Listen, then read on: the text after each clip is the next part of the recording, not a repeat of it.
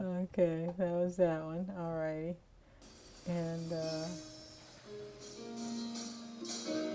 we're just goofing off. We're in Ghana. Jonathan, who's pretending like he can play, executive director of Life Skills. He's on the drums. This was Ghana. Steve Fitzhugh, our co-founder, who's hilarious, always makes me laugh. I think one of the things that distinguishes the house takes the effort to grab the attention, tune into the wavelength of the young people and their culture and their world.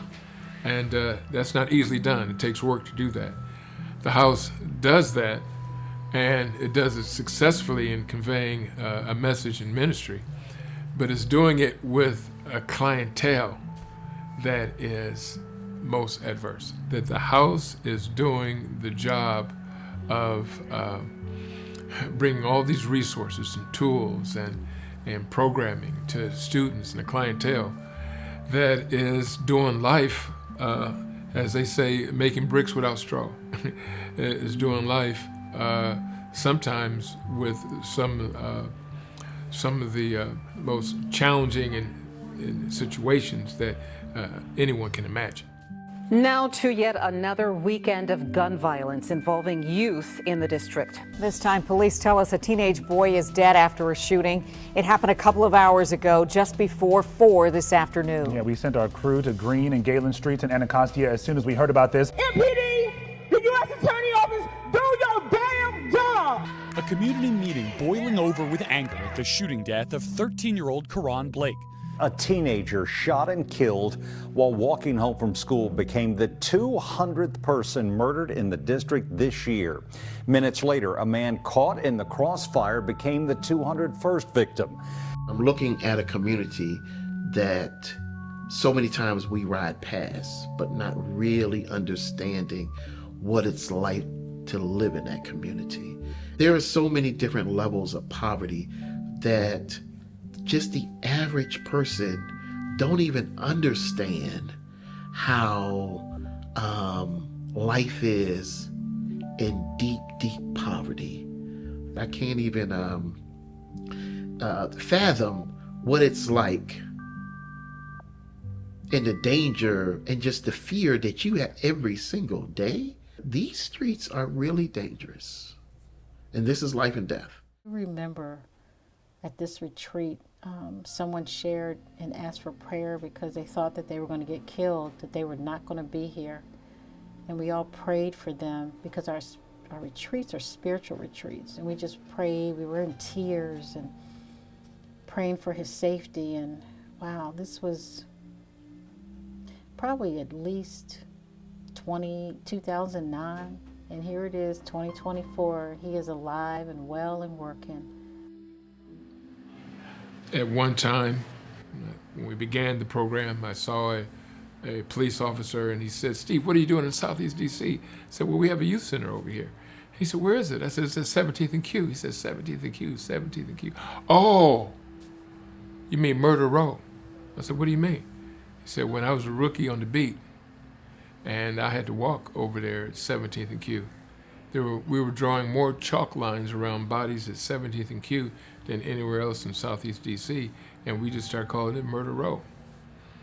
And it's probably not Murder Row today, but we have still buried a number of students, and it's still a very challenged community, even after these many years. Young people that come to the House DC are, as the school told us, the most challenging kids to reach. They actually said that we have the most difficult kids that attend our program that go to their school. And so, I mean, that's what we're trying to do. We're trying to reach the young people that would typically not go into a youth outreach, would typically not want to make changes. And so we create that safe space. We create that opportunity where they want to come in, they want to stay. We provide a meal for them every night. We have a state-of-the-art recording studio. We have a game room, but all of that, is used to try to engage them and have that opportunity to really connect with them on a deeper level after a few years of them coming, and then you just kind of see a change that's coming in. So, you know, we're in a community with just a lot of issues, a lot of challenges, and we feel blessed to be here. We feel called to be here. The house is base. That's what I call it. It's a safe base. If you can think about being a child and playing a game of tag and trying not to get caught, if you can just make it to this safe base, I know I'll be okay. You can't touch me here. I'm okay here. If it wasn't for the DC house, I probably would have still been outside in the streets doing violence or bad things. The things that I was doing before I came to the house of DC. They treat me like family, like little brother, like a son. We did a lot at DC house. They're about family, community, sharing, and caring. I recently got jumped and stuff like that, but that was way after I got introduced to the DC house and stuff. So it was like, the fact that I made it through that situation, I instantly thought about God. I'm like, I'm still breathing off this jump. You hear me? I'm like, oh, I could have just, like, my whole side of my face was on swole. Like, I'm telling you, I could have been beat to I was as bad as I was fighting for my life. I could have, like, passed out. I could have slipped into a coma or something. Like, a lot of things could have occurred that night, but God really, like, had my hand, like, you're gonna fight these people, you're gonna stand up for yourself. And that's exactly what I had in my head. I'm like, man, if it's my time to die, I'm gonna die. If it's not, then I'm still gonna walk like I'm gonna walk. You know what I'm saying? Well, the latest crime statistics from D.C. police show that homicides are up 38%, vehicle thefts are up 106%, and overall violent crime is up 38%. Marcus Ellis tells Fox 5, along those lines, civic coalitions and violence interrupters are needed. They work, and he says that the District of Columbia doesn't have nearly enough of them. There aren't enough, and there is ample amount of funding toward that type of work, but we need to continue to fund and support our violence prevention workers. We're not a youth center, you know, we're not a program. We are a ministry that is very serious about our walk with the Lord and very serious also about making a difference, because our eyes is on that eternal prize. And we know the things that we've done over the years are generational, and they can make a generational change of breaking cycles and building futures of hope. Approximately 80% of the funds that the House DC receives is from individual donors. We don't receive government funding, and foundations give about 5%, churches about 7%, and about 8% comes from events and business sponsors. One foundation said that they had not seen an organization like the House, where its giving comes primarily from individuals. Our donors give for a higher purpose because of their faith. They believe that through giving to the House DC, they are serving the Lord, and what they do is for an eternal reward. While the House DC does benefit in immediate, tangible ways from their financial support, the impact on the community is far greater because it's generational, and for some, it's even eternal.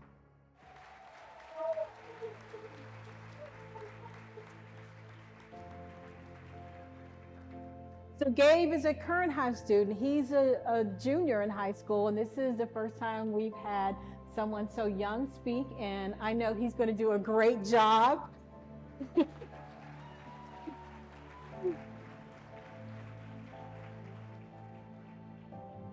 How y'all doing today? I am an 11th grade student at Anacostia High School and a proud student at the House DC. It was November 2017 when I first came to the house. I remember because it was the day my electricity got cut off. My grandmother was struggling to scrape up money to pay the bills on time. She was the only person in my life that could depend on for food. Unfortunately for me, some nights she just didn't have it.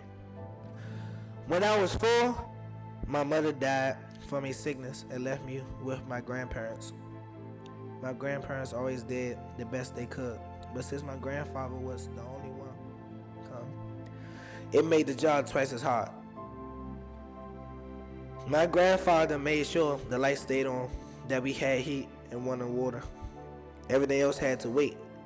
And on June 29th, 2017, my biggest fear became my reality. My grandfather died from alcohol abuse. I was there. He took his last breath in my arms. That day, we lost everything. Everything took a turn for the worse. There was no one to take care of my grandmother, so I had to. There was no one to pay the bills. There was no one to buy me uniforms, and there certainly wasn't any hope. I just wanted to give up, but I couldn't. My grandmother was counting on me. The utilities one by one was turned off. First the small things, then the lights, finally the gas.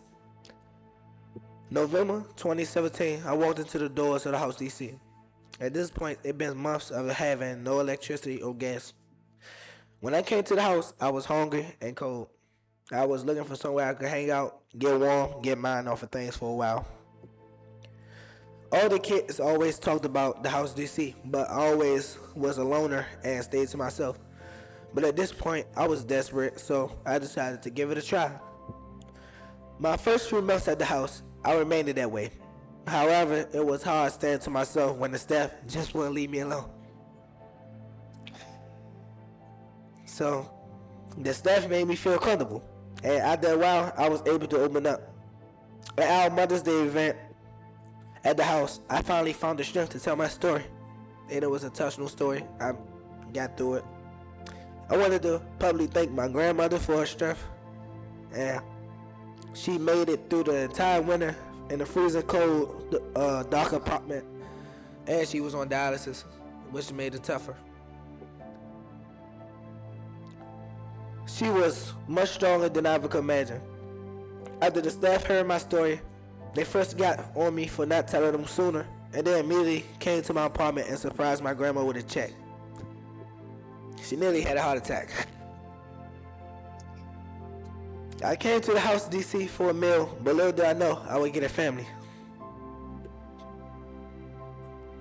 This is my family, and I love and appreciate them very much. Since being a student at the House DC, my life took a turn for the better. I have uniforms for school, I have a place I can hang out, and I have meals every night. The house keeps me safe from the streets and out of trouble. At the house, I learned about Christ. I grew a relationship with God. I am confident that I will one day be a successful adult.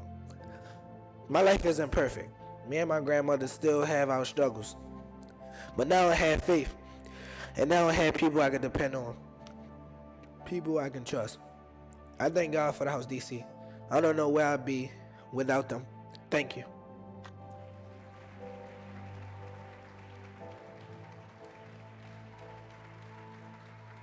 We have been that, I don't even know the word to use, that glue, I guess, to keeping students going to school the next day, to help them get up in the morning. I don't know what I would have done had not I had a meal that night, getting up, going to school, trying to take tests, trying to, pass classes when I cannot think because I'm starving, I'm hungry, but I can't tell people that just because I feel embarrassed or I feel ashamed. But the house is a place where you're never on the spot.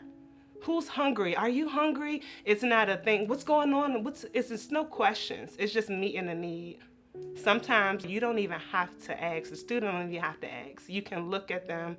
You can tell that this child needs food. This child is trying to survive. This child is hungry, and just meeting those needs. Eventually, we build that relationship where they let us know, this is what's going on. Can you please help me? We build a relationship with parents where they can reach out and say, hey, I'm throwing my hands up. My children need food.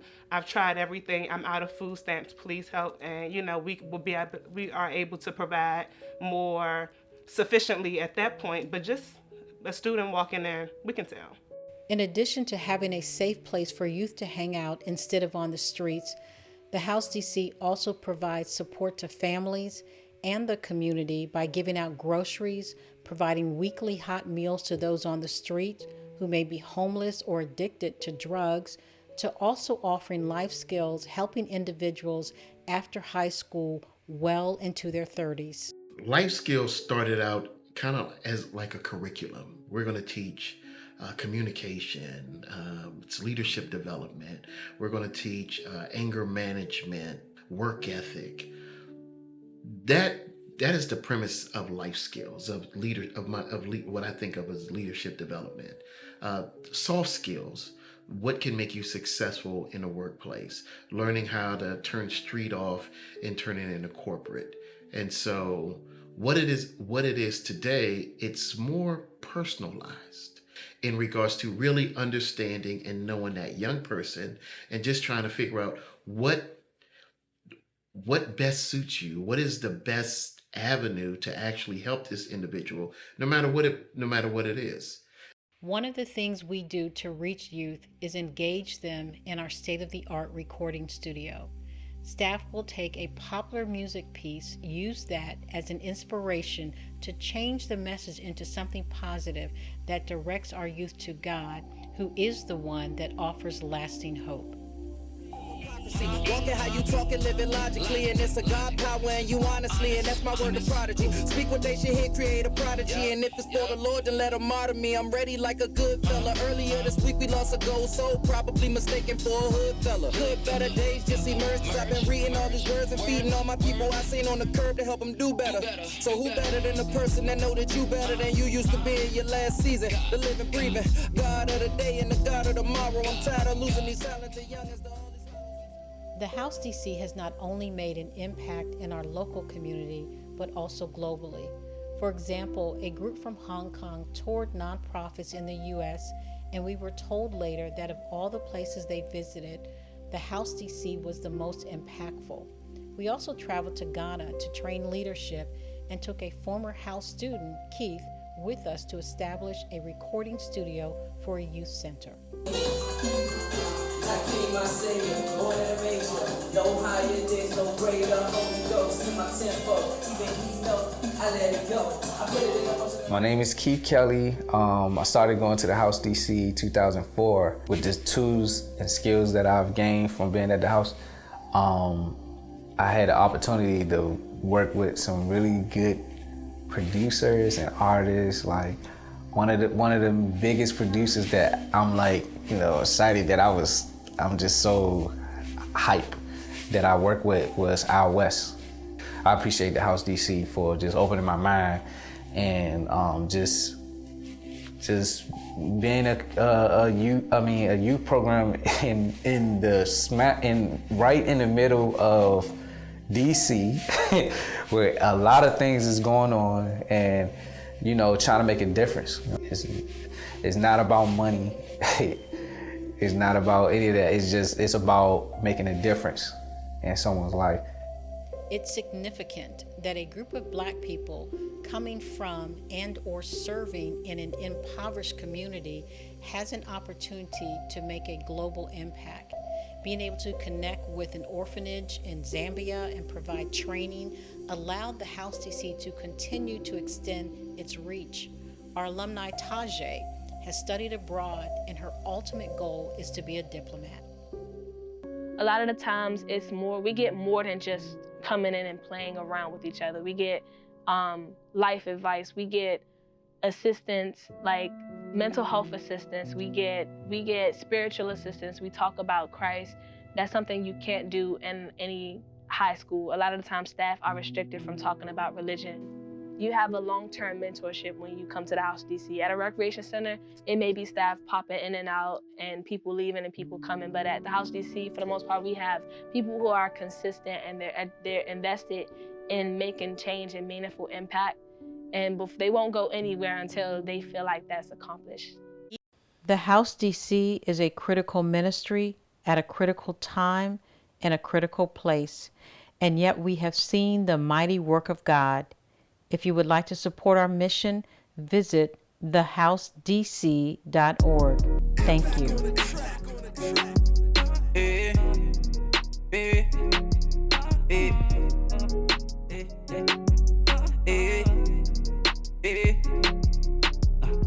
I know one day I'ma make nothing for something. I know one day I'ma make it out the darkness. I know one day they gon' leave me when I'm falling. I know one day